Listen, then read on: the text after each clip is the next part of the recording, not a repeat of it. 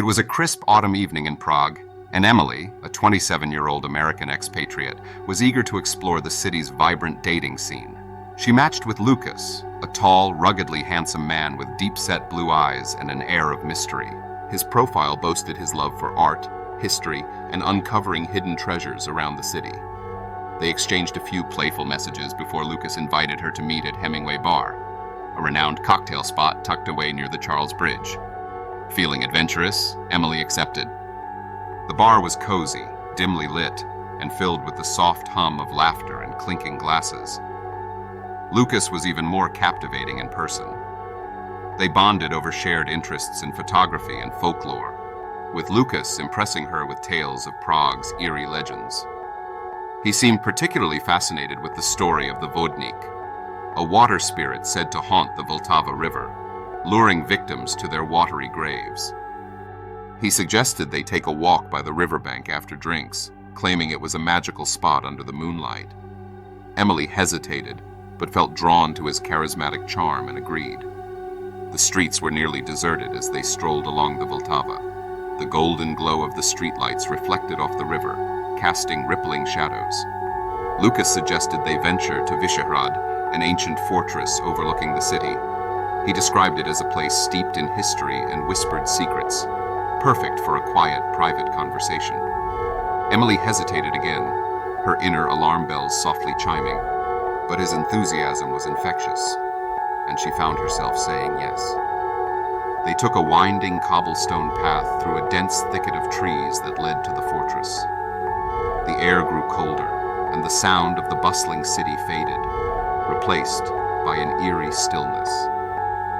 As they reached the ruins, Lucas grew unusually quiet, his steps slowing as they approached a crumbling chapel.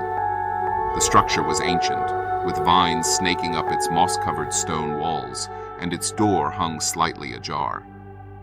"This place has a unique energy," he said, his voice dropping to a near whisper. "I want to show you something inside." Emily hesitated, her sense of unease sharpening. "Why don't we stay out here? It's such a beautiful night," she suggested.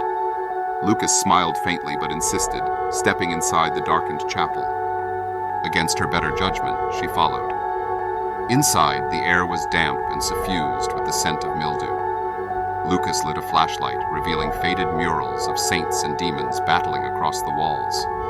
His focus seemed to sharpen as he directed the beam toward a single, ominous carving, a grinning figure with hollow eyes and skeletal hands. "This is Cherny Minik," he said, "the Black Monk." He recounted the legend of the Black Monk, a cursed figure said to appear before those who would soon meet their doom. Emily shivered, her instincts screaming for her to leave, but Lucas's gaze was fixed on her, intense and almost hypnotic. "Do you believe in curses?" he asked, stepping closer. Emily laughed nervously, trying to diffuse the tension. "Not really, do you?" Lucas's face darkened. "Sometimes," he murmured. Then he turned abruptly, heading deeper into the chapel. "Come," he beckoned. Emily froze, her fear now unmistakable. "I think I should go," she stammered, stepping backward toward the door. Lucas turned to face her, his smile eerily calm. "The door won't open," he said softly. Her heart sank. Was this a joke? She glanced back and tried the handle. It was locked. "Lucas, this isn't funny. Let me out," she demanded, her voice rising. But Lucas didn't answer. Instead, he began to hum a low, haunting tune that echoed in the cavernous space. The flashlight flickered, casting erratic shadows across the walls. Emily's panic surged as Lucas advanced toward her, his expression devoid of the charm he had exuded earlier. "Why leave so soon?" he whispered. "You're exactly where you're meant to be." The chapel seemed to darken as a chill swept through the air. Emily turned and pounded on the door, screaming for help, but her cries were swallowed by the oppressive silence. Behind her, Lucas's footsteps grew louder, and she felt a hand grip her shoulder. She spun around, ready to fight, but found nothing. Lucas was gone.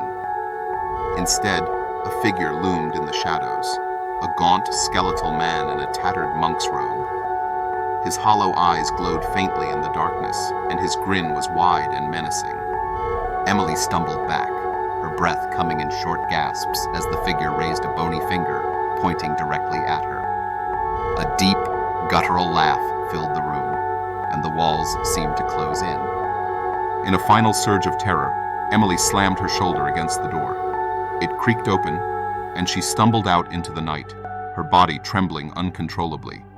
She ran until she reached the main road, flagging down a passing taxi. When she looked back, the chapel stood in darkness, silent and foreboding.